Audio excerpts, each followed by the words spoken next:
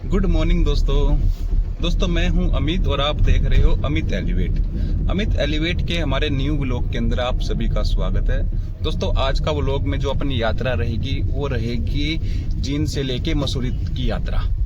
तो इस यात्रा में जाने से पहले अभी हम जा रहे हैं गाड़ी के टायरों में हवा चेक कराने। मतलब मैं चलने से पहले जब भी कहीं पे एक लंबे रूट पे निकलता हूँ तो मेरी बुरी आदत है कि मैं एक बार खुद एक बार टायरों की हवा देखता हूँ और फिर मुझे जो लगती है कुछ कि भाई 1% भी डाउट रहता है मन में, तो फिर मैं किसी टायर वाले के पास उसकी एक बार जांच जरूर करवाता हूँ ताकि ये कि हमारी यात्रा के सफर का में कोई भी खलन ना पड़े।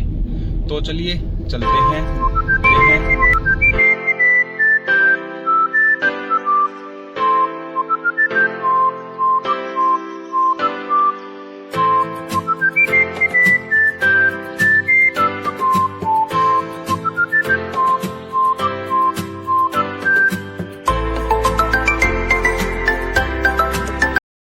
दोस्तों गाड़ी में टायर में हवा वगैरह चेक कर ली है और मतलब टायर बिल्कुल सब कुछ ओके मिला भगवान की दया से। और अभी हम जो चल रहे हैं जिनके गोना रोड पर। गोना रोड से चलेंगे हम नए बस स्टैंड की तरफ। वहाँ से जो गोना बाईपास रोड निकलता है उस पर हम चलेंगे। उस आगे वो पानीपत की तरफ वो रास्ता मर्ज हो जाएगा और वहाँ से फिर शामली होते हुए मुजफ्फरनगर होते हुए आगे रास्ता मतलब मैं आपके साथ शेयर करूँगा। और मैं बात करूं तो यहाँ से देहरादून पहुंचने में लगेगा जिनसे जो मेरा अंदाजा है 4 घंटे। अगर ट्रैफिक हुआ तो 4.5 घंटे हो जाएंगे क्योंकि देहरादून में ट्रैफिक बहुत मिलता है। मैं पहले भी कई बार वहाँ पे जाके आया हुआ हूँ तो इस वजह से थोड़ा सा मेरे को आइडिया है। और फिर देहरादून से मसूरी जो रास्ता रहेगा वो आप ये 1.5 से 2 घंटे का रास्ता मान लो। अगर आप थोड़ा सा आराम से चलोगे, सावधानी से चलोगे, क्योंकि वहाँ पर जो रास्ता है बड़ा ही बहुत सारे घुमाव आते हैं पहाड़ों पर, तो 2 घंटे लग जाएंगे मतलब। और नहीं 1.5 घंटा लाइब्रेरी चौक तक लग जाएगा। अगर आप थोड़ा सा और आगे चलोगे कैंपटी फॉल तक तो रास्ता 2 घंटे लग जाएगा। तो अभी आपसे आगे का रास्ता शेयर करता हूँ।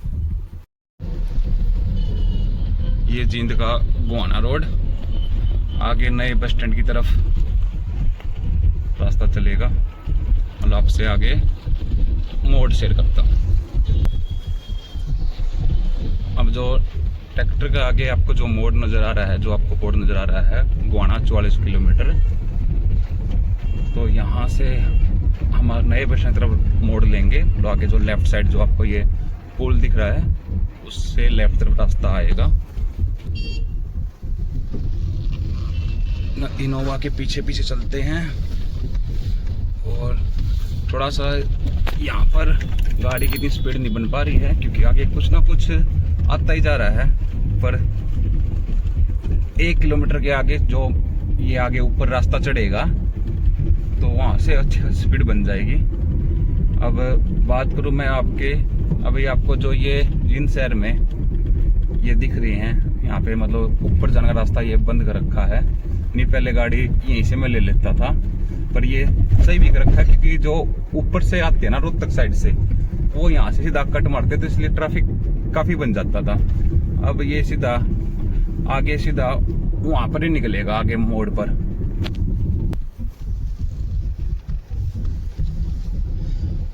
बात करूं आज के दिन की तो गर्मी ठीक ठाक है, मतलब ना ज्यादा कम है ना ज्यादा बहुत तेज है। मतलब ऐसा है कि आप गाड़ी के अंदर एसी के अंदर बैठोगे तो आपको गाड़ी में कूलिंग अच्छी खासी महसूस होएगी। और मैं बात करूं अभी हम कितना चल चुके हैं, ऑलमोस्ट 1 किलोमीटर चल चुके हैं। हमने अपनी ट्रिप रीसेट कर ली थी। देखते हैं कितना किलोमीटर पड़ेगा, पहले तो देहरादून तक का देखेंगे। ये जो आपको जो जींद शहर में रहते हैं उनको ये पता होगा कि कौन सा रास्ता है। बस स्टैंड से नए बस स्टैंड से आगे निकलते ही ये ऊपर बाईपास रोड आएगा और इस रास्ते पे जब वहाँ पे शामली वाले मोड़ तक पहुँचेंगे जो बाईपास आएगा वहाँ तक मिलेंगे 2 पेट्रोल पंप ना सॉरी वहाँ तक मिलेंगे 2 टोल टैक्स वाले ये नाके। अब यहाँ से हमने अपना लेफ्ट लेकर ऊपर उस वाले हाईवे पे चढ़ना स्टार्ट कर दिया है। बाकी मुझे इन हाईवे के नाम याद नहीं रहते, ये कौन सा हाईवे है, मतलब NH कौन सा है ये, पर चलो इतना धीरे धीरे आगे याद होते रहेंगे। जब जितना सफर पे निकलते रहेंगे इस चीज़ के बारे में नॉलेज होती रहेगी। आप यहाँ से चाहो तो अपना, अगर फर्स्ट टाइम जा रहे हो, आपको रास्ता नहीं पता, तो मैं जब फर्स्ट टाइम गया था तो मैंने वो तरीका अपनाया था जो आज के टाइम में सबसे आसान तरीका है, मतलब लोकेशन भरना। आप उसमें गूगल मैप के माध्यम से पहुंच सकते हो, पर अब मुझे रास्ता लगभग याद ही हो चुका है। बीच में कहीं पे दिक्कत बनती है तो तब देख लेंगे। दोस्तों इस रास्ते पे जैसे मैंने आपको बताया था कि आपको सीधा वहां तक चलना है। पहले 2 टोल नाके आने देने हैं, मतलब आप गूगल मैप की भी जरूरत नहीं पड़ेगी। अब उसके बाद मैं आपको दिखाता हूँ कि अपना पहला टोल नाका आ चुका है। ये रहा वो टोल। अब इसको पार करते हैं, फिर इसके बाद अगले वाले टोल नाके के बाद फिर आपको बताता हूँ कि कितना और आगे चलना है। मतलब ये टोल नाका मिल जाता है आपको 15 किलोमीटर पर, जैसे कि ये दिख रहा है। मतलब 14-15 किलोमीटर का आइडिया सामान के चलिए। दोस्तों एक छोटी सी मिस्टेक होगी मेरे से पहले मुझे लगा 2 टोल नाके के बाद वो मोड़ आएगा, पर वो मोड़ पहले आ जाता है, उसके मोड़ के बाद आता है वो टोल नाका। तो आपको मैं दिखाता हूँ। आप पहला टोल नाका पार करोगे तो आप इस रास्ते पे चलते रहना। तो आप इस बोर्ड का ध्यान रखना, ये जो दिखा रहा है पानीपत 2 किलोमीटर, रोहतक 2 किलोमीटर। और अब आगे ये मोड़ आएगा, जैसे कि आपको अब ये दिख गया है। यहाँ पे भी मेंशन है पानीपत के लिए लेफ्ट तरफ से जाए, पुल के नीचे को, मतलब पुल के नीचे को नहीं, सॉरी, पुल के साइड में लेफ्ट साइड जो रास्ता है उस साइड को जाए। गोहाना यहाँ से रहता है 5 किलोमीटर।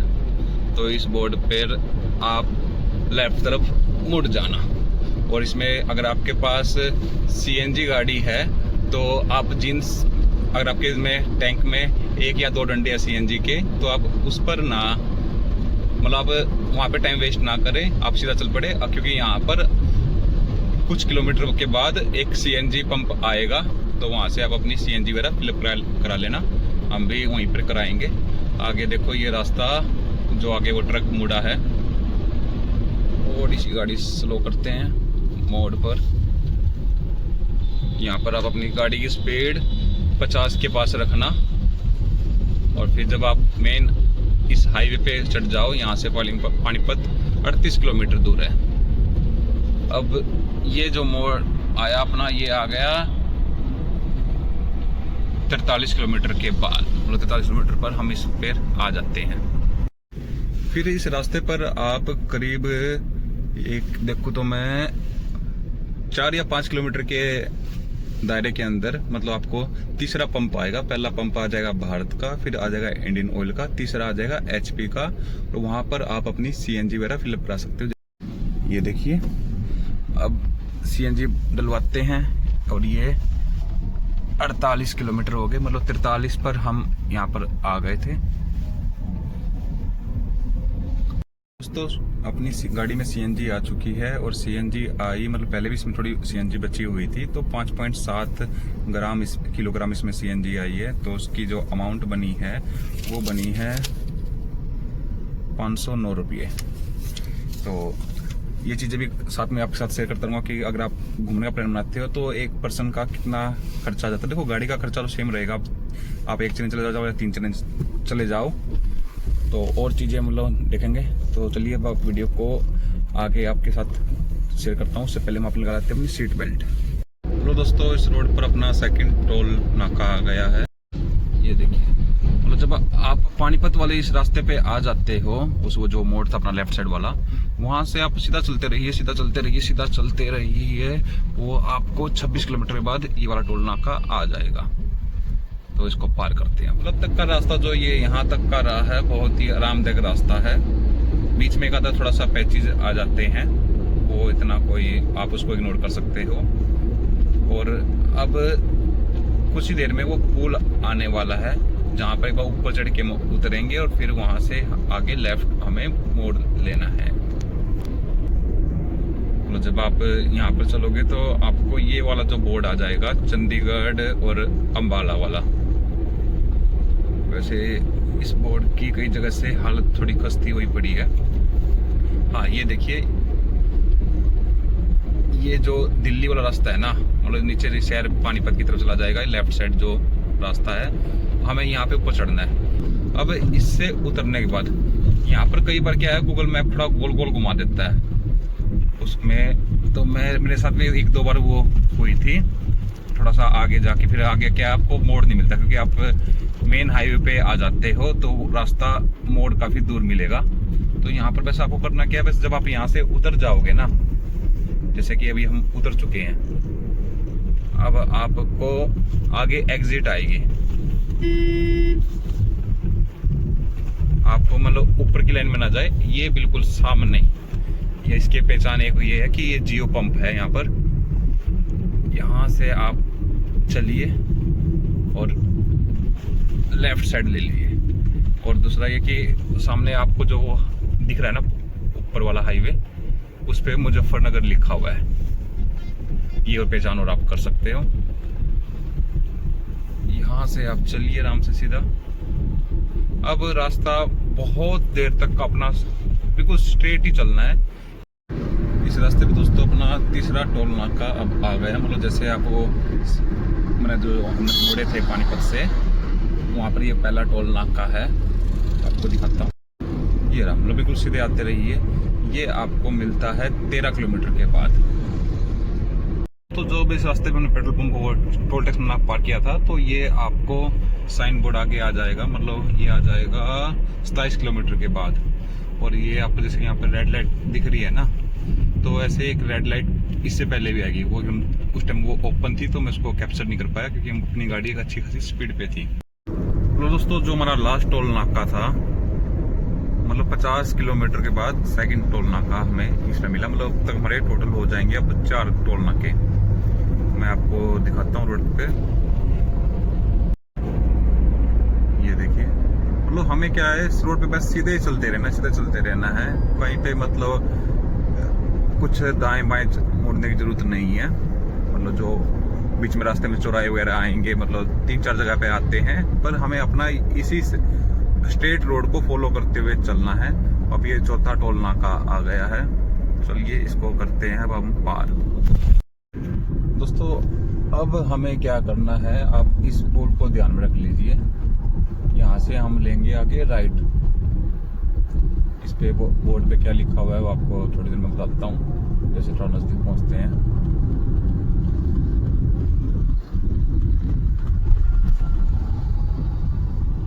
मतलब इस पे मेन क्या आपको मिलेगा, यमुनानगर, मतलब देहरादून का भी उस तरफ है, यमुनानगर का भी उस तरफ है। इस पुल पर आपको यहाँ पर राइट टर्न लेना है।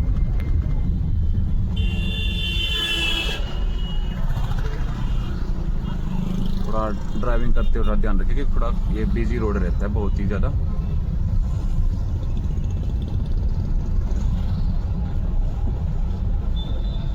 अपने आगे भी एक HR गाड़ी चल रही है, पुरानी वाली वैगनार।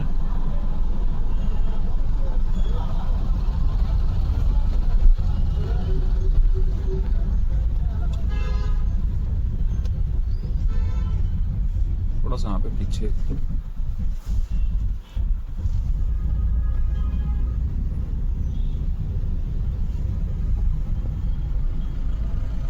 बहुत ही भीड़ रास्ता है।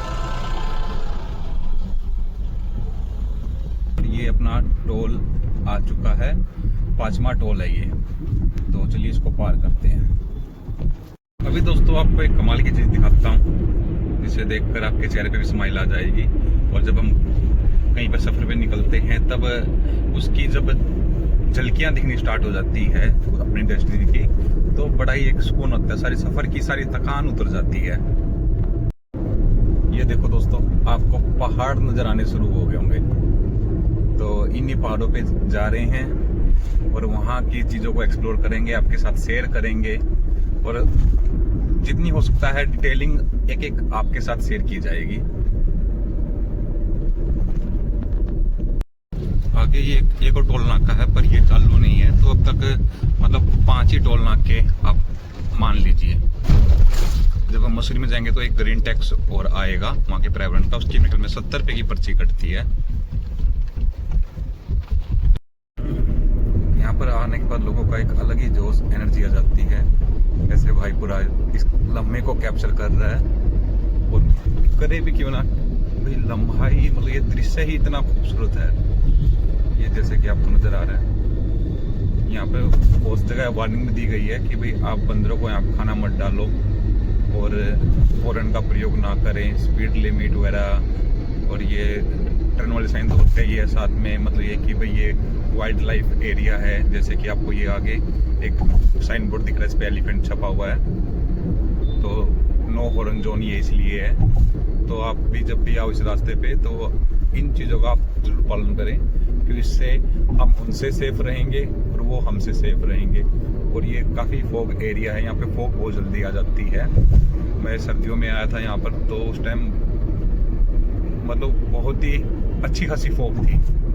और यहाँ पर मैं अभी कुछ किलोमीटर पहले तो मतलब ऐसा था कि पूरी धूप निकली हुई है। जैसे जैसे पहाड़ों के और करीब जा रहे हैं, मतलब मौसम और सुहाना लगता जा रहा है।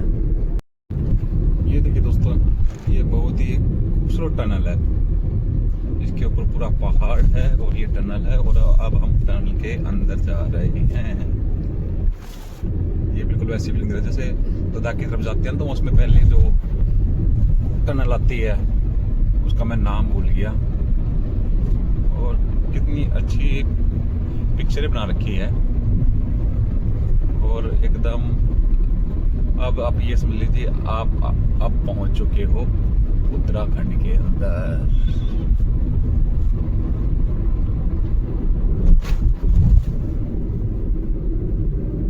तो जैसे टनल को पार करते हो तो उस टाइम आपको ध्यान क्या देना है, आपकी गाड़ी की स्पीड आपको अच्छे से कंट्रोल के साथ करनी है। स्टीयरिंग पे अच्छे से पकड़ बना लेना, क्योंकि यहाँ पर क्या है, जो गाड़ी की नॉर्मल स्पीड होती है ना, उससे थोड़ा नेचुरल ज़्यादा आ जाती है अपने आप ही, क्योंकि सारा का सारा ये ढलान टाइप का एरिया स्टार्ट हो जाता है। इसीलिए यहाँ पर ये इतने सारे आपको बैरिकेड से नज़र आएंगे, जो कि गाड़ी की स्पीड को स्लो कराने में आपकी हेल्प करेंगे। क्योंकि यहाँ पे जैसे लोग एकदम पास पहुँचेंगे तो वो अपने ब्रेक लगाएंगे, तो आप शुरू में ही अपनी गाड़ी को टनल पार करने के बाद एक स्लो स्पीड में चलाए, मतलब उसको 80 की स्पीड में मेंटेन ना करे, उसको 60 पे करोगे तो आपकी गाड़ी आपको महसूस होगी कि वो 70 प्लस चल रही है।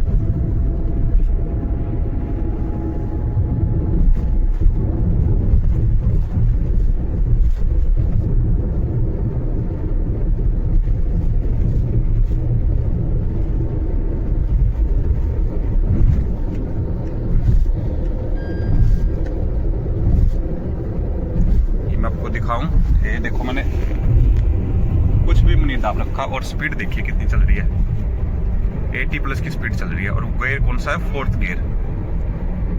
आप ब्रेक दाब के स्लो करते हैं।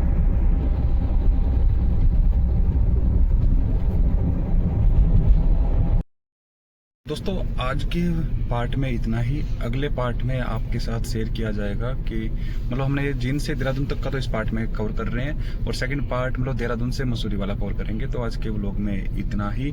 आप अगली वीडियो का वेट कीजिए, और आपने वीडियो को लाइक नहीं किया तो लाइक कीजिए, नीचे कमेंट में बताइए आपको यहाँ तक की हमारी जानकारी कैसे लगी, और फिर आप चैनल को सब्सक्राइब करना मत भूलिए। तो धन्यवाद दोस्तों।